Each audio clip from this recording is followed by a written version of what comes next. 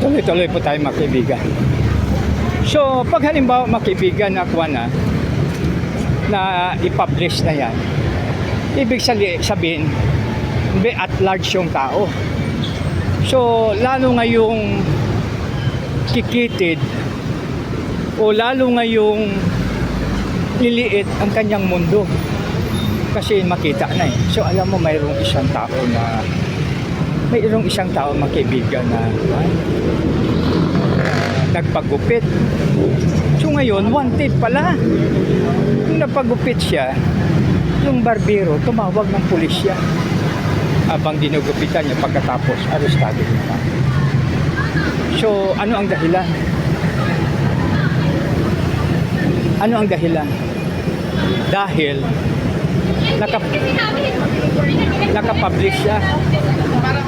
Ibig sabihin na yung larawan niya nakapublish na list, wanted list. So kaya dahil doon sa social media at saka balita na aresto yung tao na yun, no? Kaya makibigan, no? So ihayag natin ang kasalanan upang mahintuan. Dahil pag ating ihayag, mapabawasan ang kasalanan.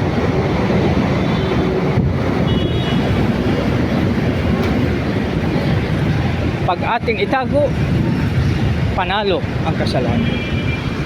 So balit pag ating ihayag mga kaibigan, panalo ang katotohanan. Kaya tulungan natin na mahayag ang tinatawag po natin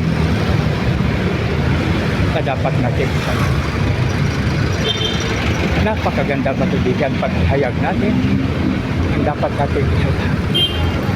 So yan ang pinaka-the best ano natin matutulong na maitulong natin sa ating kapwa. Isang magandang hapon sa lahat. God bless us all.